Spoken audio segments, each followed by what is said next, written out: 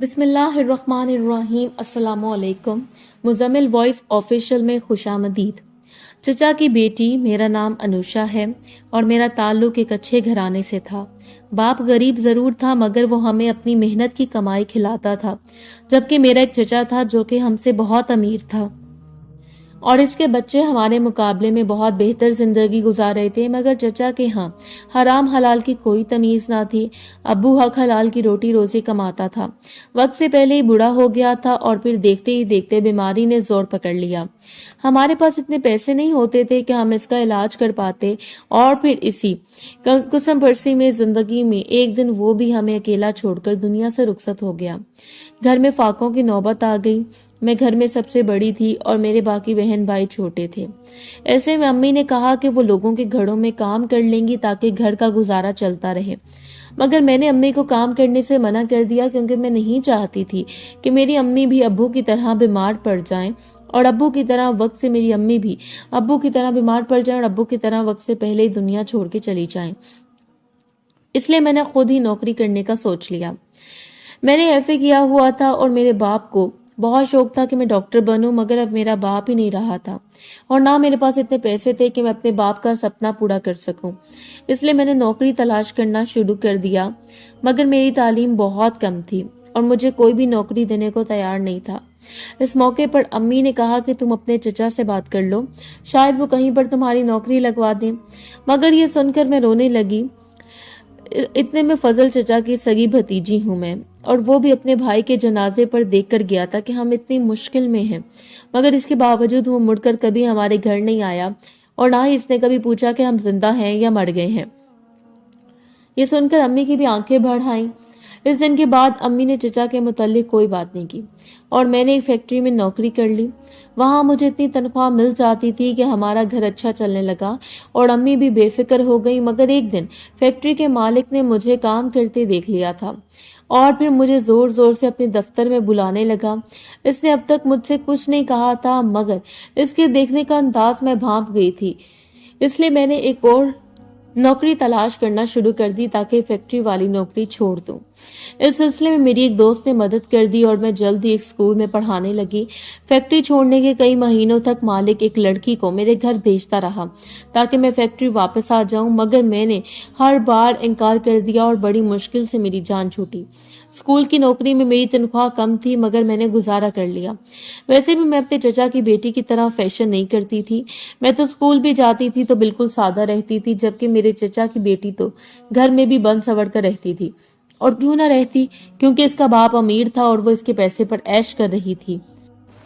میرے باپ کے مرنے کے بعد میرے چچا بھی ہمارے گھر نہیں آئے، مگر ہم چچا کے دکھ سکھ میں اس کے گھر چلے جاتے تھے کیونکہ ابھی ہمارا خون اتنا سفید نہیں ہوا تھا۔ میرے چچا کی ایک ہی بیٹی تھی اور وہ میری دوست بھی تھی، مگر وہ امیر ہونے کی وجہ سے نخرے بھی کرتی تھی کیونکہ میں غریب تھی، اس لیے اس کے نخرے بھی برداشت کر لیتی تھی۔ جب میں نوکری کر رہی تھی تو میں نے سنا کہ چچا کی بیٹی امبر کا بڑا اچھا رشتہ آیا ہوا ہے۔ یہ خبر میں نے امی کو سنائی تو وہ بہت خوش ہو گئی اور مجھ سے کہا کہ چھٹی والے دن مبارکباد دینے جائیں گے، مگر یہ سن کر میرا تو منہ بن گیا۔ میں نے امی سے کہا میں نے آپ کو یہ خبر اس لیے نہیں سنائی کہ آپ چچا کے گھر مبارک دینے چل پڑیں، وہ ہمارے گھر نہیں آتے تو ہم کیوں جائیں؟ مگر امی کہنے لگی پھر ان لوگوں کو اور ہم میں کیا فرق رہ جائے گا۔ امی کی یہ بات سن کر میں چپ ہو گئی اور چھٹی والے دن امی مجھے زبردستی چچا کے گھر لے گئی، اور جب وہاں گئے تو گھر میں تو شادی کی تیاریاں شروع تھیں۔ یہ دیکھ کر تو امی بھی ہکا بکا رہ گئی کیونکہ امبر نے تو کہا کہ اس کے اگلے ہفتے شادی ہے۔ یہ سن کر امی نے چچا سے گلہ کیا کہ اس کے اگلے ہفتے شادی ہے، تو امی نے کہا کہ میں آپ کے گھر کارڈ دینے آ رہا تھا لیکن آپ لوگ گھر پر نہیں تھے۔ چچا کی بات سے صاف لگ رہا تھا کہ وہ ہمیں بہلا رہا تھا اور میری بھولی بالی امی بھی فوراً بہل گئی تھی۔ اس وقت امبر اپنے سسرال والوں کی تعریف کرنے لگی کہ وہ بہت زیادہ امیر تھے اور مجھے شادی کے بعد الگ گھر لے کر دیں گے۔ یہ سن کر میں خاموش ہو گئی کیونکہ وہ مجھے جلانے کی کوشش کر رہی تھی۔ وہ مجھے اپنے زیورات اور کپڑے دکھانے لگی۔ میں کچھ دیر یہ سب دیکھتی رہی اور پھر گھر آ گئی اور آتے ہی امی سے کہا کہ مجھے ایسے شو مارنے والوں کے گھر دوبارہ نہیں جانا۔ اس دن اپنی امی نے کچھ نہیں کیا اور چپ رہی، شاید امی کو بھی یہ بات بری لگی تھی۔ लेकिन 2 दिन बाद ही चचा हमारे घर आया और हमें शॉपिंग कराने ले गया। मैं तो नहीं जाना चाहती थी, मगर अम्मी, मेरे छोटे बहन भाई चचा की गाड़ी में बैठ गए थे। मुझे भी मजबूरन उनके साथ जाना पड़ा। उस दिन चचा ने हम सब बहन भाइयों को दिल खोलकर शॉपिंग कराई और जब घर छोड़ने आया तो कहा कि तुम सब ने मेरी बेटी की शादी में जरूर आना है। इस दिन अम्मी ने कहा कि तुम्हारी नौकरी की वजह से हम तुम्हारे चचा के घर रह तो नहीं सकते, मगर हर फंक्शन पर जरूर जाएंगे। इस दिन अम्मी और मेरे बहन भाई बहुत खुश थे, इसलिए मैं भी इनकी खुशी में खुश हो गई। चूंकि मैं नई नई जॉब थी मेरी, इसलिए मुझे सिर्फ एक ही छुट्टी मिल सकती थी। इसलिए जिस दिन मेरे चचा की बेटी की शादी शुरू हुई, हम सब वहां जाते और रात को घर आ जाते थे। अलबत्ता अंबर के निकाह के दिन मुझे छुट्टी मिल गई और हम सब सुबह सुबह चचा के घर चले गए। लेकिन चचा के घर गए तो चचा बहुत घबराया हुआ था। अभी मेहमान नहीं आए थे, इसलिए वो घर में अकेला था और मुझे अंबर भी कहीं नजर नहीं आ रही थी। मैंने चचा से अंबर के बारे में पूछा तो चचा बच्चों की तरह रोने लगा और कहा कि अंबर को कल से बुखार था और वो आज सुबह मर गई। ये सुनकर हम सब हक्का बक्का रह गए, क्योंकि एक जवान लड़की ऐसे कैसे मर सकती है, मगर एक बाप अपनी बेटी के बारे में कैसे झूठ बोल सकता है। ये सोचकर हम भी रोने लगे, क्योंकि अंबर बेचारी अपनी शादी पर बहुत खुश थी और आज वो मर गई। इसी वक्त घर में मेहमान आने लगे और चचा घबराया हुआ था और हमसे कहने लगा, अब मैं लोगों को क्या बताऊंगा, हाय अभी बारात आ जाएगी और ये शादी वाला घर मातम वाला घर बन जाएगा और मेरी बेटी के ससुराल वाले तो मुझ पर यकीन नहीं करेंगे। ये कहकर चचा रोने लगा। मैंने चचा को चुप करवाना चाहा तो चचा मेरे हाथ पकड़ लिए। बेटा, घर मेहमानों से भर रहा है, मैं किस किस को जवाब दूंगा कि शादी नहीं हो सकती क्योंकि मेरी बेटी मर गई है। ये दुनिया बहुत जालिम है। मेरी मासूम बेटी पर तरह तरह के इल्जाम लगाएंगे कि शादी वाले दिन लड़की मर गई। यकीनन वो शादी नहीं करना चाहती थी, इसलिए खुदकुशी कर ली। चचा की बात सुनकर मैंने इससे पूछा, चचा अब तुम क्या चाहते हो? ये सुनकर चचा कहने लगा, बेटा अब मेरी इज्जत तुम्हारे हाथों में है। मेरी मासूम बच्ची पर ये इल्जाम लगने से बचा लो और इसकी जगह तुम यहाँ शादी कर लो। तुम्हारे जाने के बाद मैं सबको अंबर के मरने की खबर सुना दूंगा और बाद में लोग मेरी बेटी पर इल्जाम नहीं लगाएंगे। ये सुनकर मैं शशद रह गई। ऐसा कैसे मुमकिन था? मैं कैसे एक अनजान बंदे से शादी कर लूं? मगर मेरा चचा तो मेरे कदमों में बैठ गया और मैंने चचा की इज्जत रखने के लिए दूल्हा देखे बगैर ही शादी कर ली और अपने ससुराल आ गई। मैंने चचा की इज्जत रखने के लिए ये कर तो लिया, लेकिन मैं अपने फैसले पर पछताने लगी, क्योंकि मुझे दूल्हा देख लेना चाहिए था। आखिर ये मेरा हक था, मगर अब क्या हो सकता था? अब तो मैं इसके निकाह में थी और ये रिश्ता नहीं तोड़ सकती थी। इसलिए मैं शुक्र करके बैठ गई और अपने कमरे को देखने लगी, जो कि बहुत खूबसूरत था। मैंने तो ऐसा कमरा ख्वाब में भी नहीं देखा था। मैंने कभी सोचा भी नहीं था कि मेरी ऐसे अचानक शादी हो जाएगी और मेरा इतना अच्छा नसीब होगा। अंबर 1 हफ्ते पहले जो चीज मुझे दिखाकर जला रही थी, वो मेरे हिस्से में आ गई थी। इस बेचारी ने तो सोचा भी नहीं होगा कि ये सब इसे पहनना नसीब नहीं होगा और वो मर जाएगी। अंबर की याद आते ही मैं उदास हो गई, क्योंकि वो जैसी भी थी इसके साथ मेरा खून का रिश्ता था और मुझे इसकी अचानक मौत का दुख हुआ था। लेकिन ये किस्मत की बात है, वरना मुझ जैसी गरीब लड़की को इतना अच्छा रिश्ता सारी उम्र भी नहीं मिलता। ये तो मेरा चचा अमीर था, इसलिए चचा ने अपनी बेटी के लिए इतना अच्छा रिश्ता तलाश किया था ताकि इसकी बेटी को कोई दुख ना मिले और वो हंसी खुशी रहे।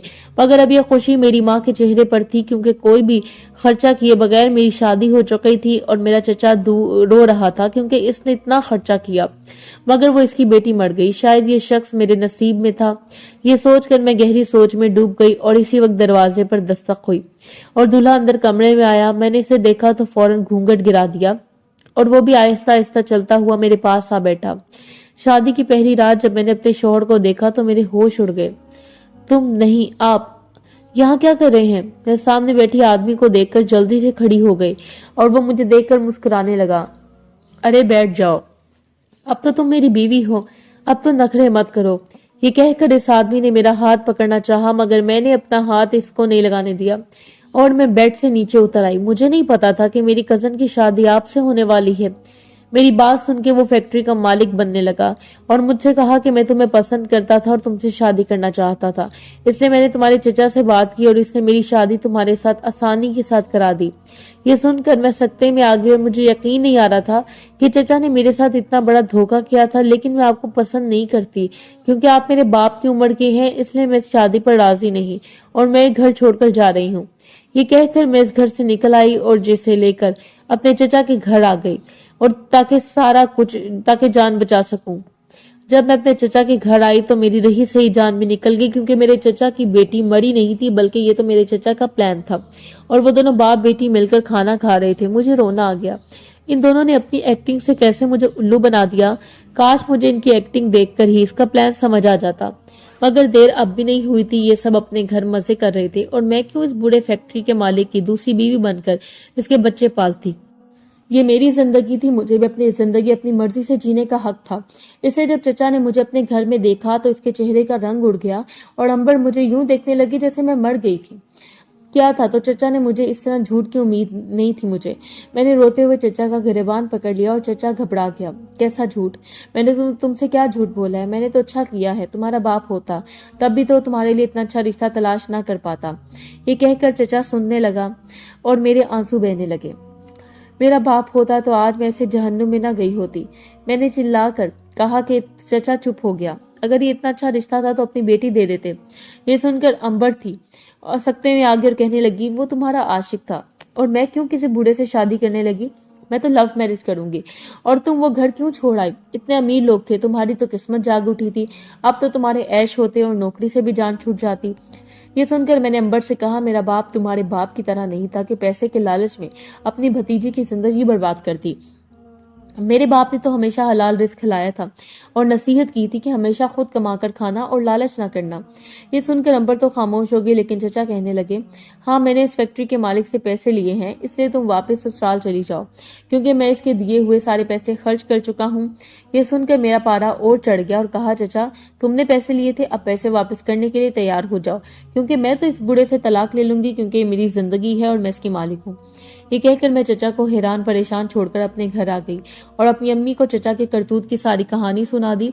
चंद दिन बाद अम्मी से मशवरा किया और फिर बूढ़े आदमी से खुला ले ली, क्योंकि मुझे अपने चचा की तरह हराम पैसे का लालच नहीं था और ना मैं इस बूढ़े की बीवी बनकर अपनी जिंदगी तबाह कर सकती थी। जिंदगी एक बार मिलती है, इसे दूसरों के फैसलों से नहीं गुजारना चाहिए।